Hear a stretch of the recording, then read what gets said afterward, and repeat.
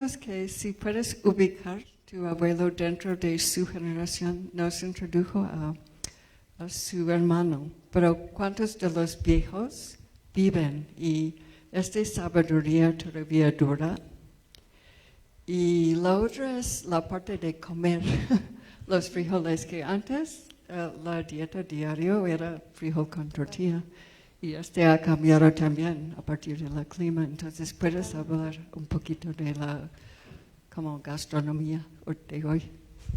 Gracias por su pregunta, es muy interesante. Bueno, sobre todo yo he pensado mucho en la segunda parte de esta pregunta. La generación de mi abuelo es una generación de 5 hermanos.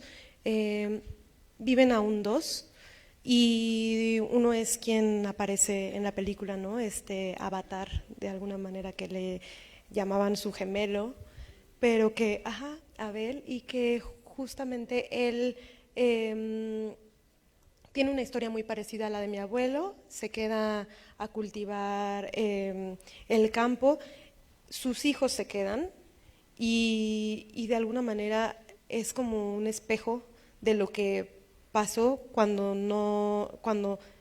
la familia no se va, ¿no? Es decir, esta familia tiene una problemática económica muy fuerte, ¿no?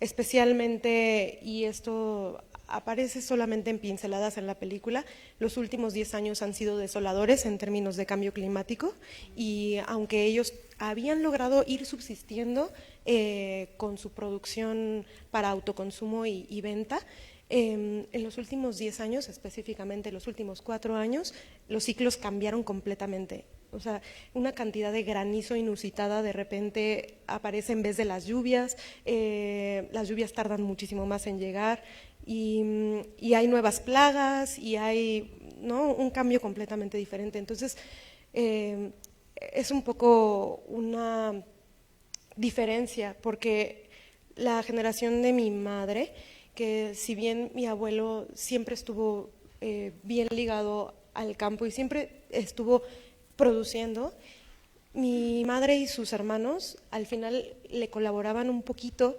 económicamente con sus ingresos generados desde la ciudad. Entonces le aseguraron un poco de otro bienestar, ¿no? Entonces hay como una diferencia. Y luego tenemos otro tío, otro de los hermanos de mi abuelo, y él es el más joven de esa generación. Y él tomó una serie de decisiones que a la fecha le han sido muy benéficas, pero que de alguna manera también fueron un parteaguas en la manera de cultivar el campo. Él, por ejemplo, se endeudó para comprar un tractor y a partir de ahí su manera de producir ha cambiado, ya no está tan anclada en el pueblo, o sea, como que se ha ido y ellos han podido como enganchar a otra manera de producir en el campo, ¿no? Entonces son como 3 casos diferentes. Y en cuanto a la producción alimenticia y nuestra relación con los alimentos, a mí, y creo que es parte como del proceso, de un proceso que creo que no ha concluido del todo, pero que es un proceso a lo mejor que podríamos nombrar como decolonización personal. Cuando yo era adolescente, como con mi grupo individual, grupo inmediato, perdón, de amigos y amigas, como que había una cosa medio de desprecio a comer frijoles. Y es una cosa que nunca se nombró como tal, pero sí había como como una jerarquía de qué son los alimentos propios, ¿no? Y, y yo nunca lo pude diagnosticar y nombrar, pero lo veía como en mi círculo inmediato, que había como una especie de jerarquización, ¿no? Y que tenía que ver con clase. Y al final, ahora como, pues mi reflexión es mucho más preciado, ¿no? Y mucho más difícil tener productos de primera mano como se pueden obtener en el campo, que de repente, ¿no?, como toda esta industrialización que, por ejemplo, después del Tratado de Libre Comercio, y digo, es que mi generación le tocó mucho vivir eso, ¿no? De repente como ver los supermercados llenos de marcas gringas y tener como esta ilusión de vamos a comprar galletas gringas, ¿no? Entonces, como que al final, para mí yo me quedo mucho con eso, con esa reflexión de cómo es que nos creímos ese cuento de que lo industrializado, las marcas mundiales, o mismo lo gringo o lo creado en la ciudad, los enlatados, lo procesado, es mejor que el producto de primera mano orgánico que crean nuestros campesinos, ¿no? Entonces, creo que hay una reflexión ahí también que tiene que ver con cómo miramos el mundo y cómo miramos también la jerarquía de los alimentos, que es como, pues sí. Es irónico porque llegué yo desde los Estados Unidos en mayo agarrando un artículo de la revista New Yorker hablando de un señor especializado de California buscando como tipos de frijoles para vender en el mercado más elite, ofreciendo cada mes una especialidad y enseñando la maravilla de cada frijol. Ajá. Sí, entonces ya. Y también además los porcentajes son de espanto, o sea, la cantidad del frijol, el arroz, el maíz que tenemos que importar, o sea, ya no producimos el chile, el 90% del chile que se consume en México ya no se hace aquí, ya no se cultiva aquí. El frijol andamos por alrededor del 60-70%, el arroz el 90%, el maíz andamos por el 80%. Entonces, eso habla también de un empobrecimiento de lo que estamos consumiendo, pero también un empobrecimiento de la cultura y de la población en general, ¿no? Porque no tiene trabajo. Y de nuestra autonomía, ¿no? Porque además tenemos que gastar dinero en importarlo, cuando lo pudimos haber producido aquí. ¿Otra pregunta?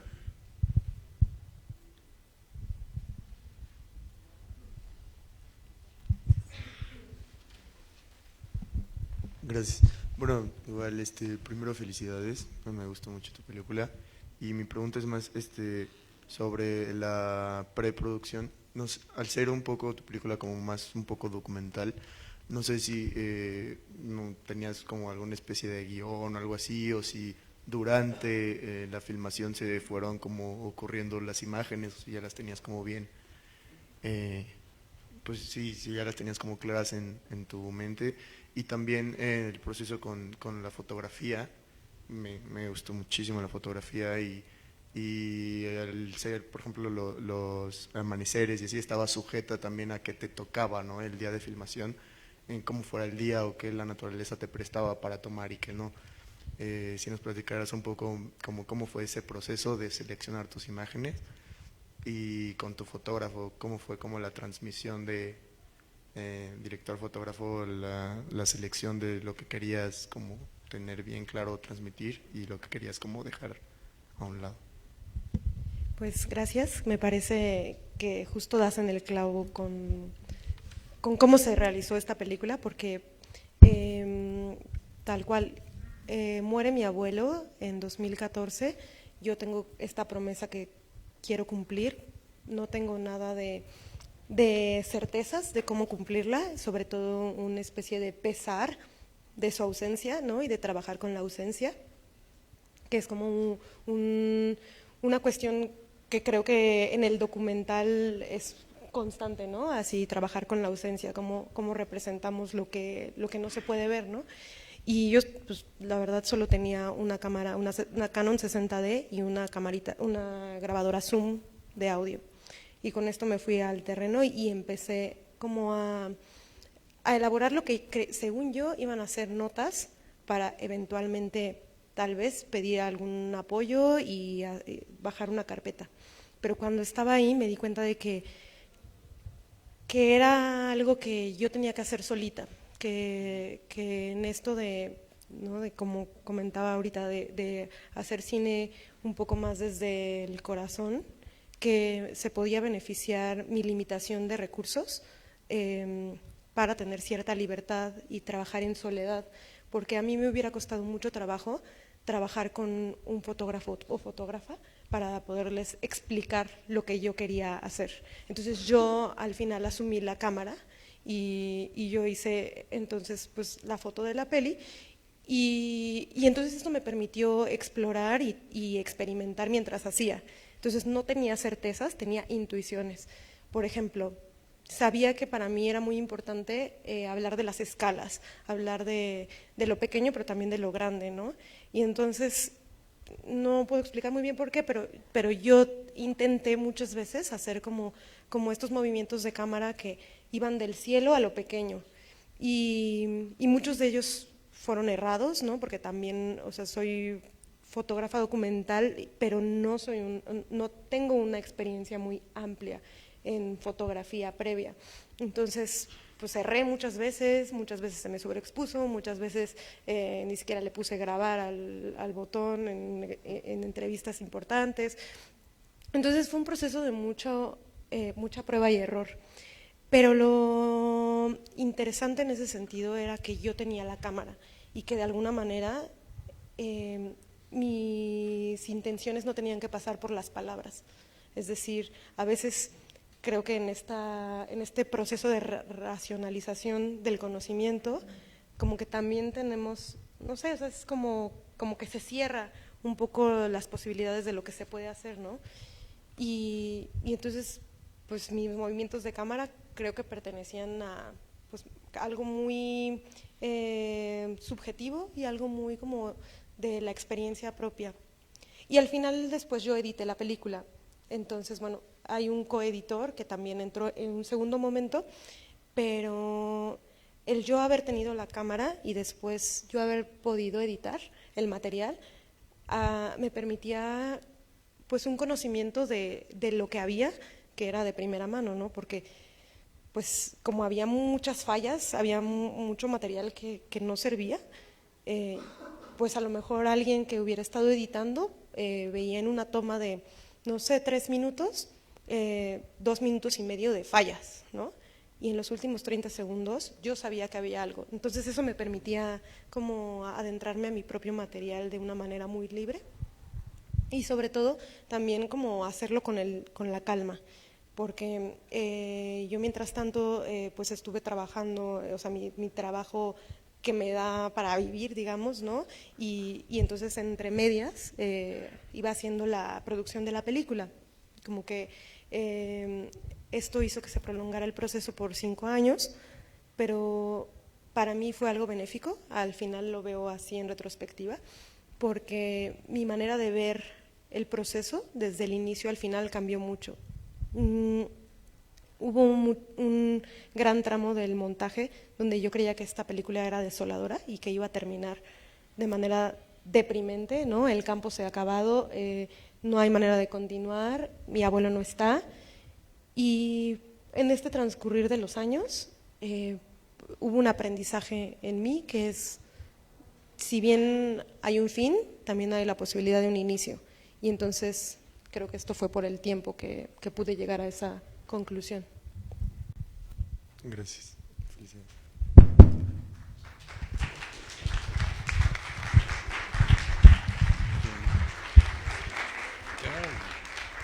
Ok.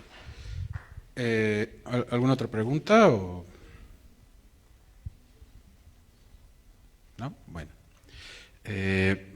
pues no me queda más que agradecerte por esta película, por este esfuerzo. Estoy ansioso por lo que vas a hacer después, porque esto es una semilla también que planta algo muy promisorio, esta visión fresca sobre algo que podría, como lo mencionabas, tornarse triste, desolador. También es eso, es que llegue la vida a la realidad implica un esfuerzo. Y y estamos pues renaciendo como sociedad, como cultura, como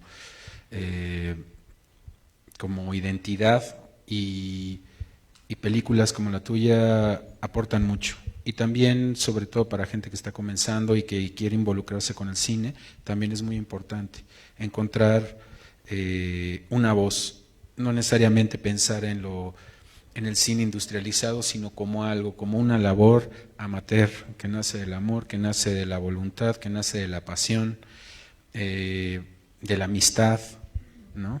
De la fraternidad, que nace de todo eso. Y sí, después vendrá la técnica, después vendrá la profesionalización, pero eso es secundario, ¿no? Lo que va a sostener y lo que va a hacer que estas cosas lleguen lejos a todos como comunidad, como cineastas, es esto, esta semilla que no se apague. Muchas gracias, gracias a ustedes por venir.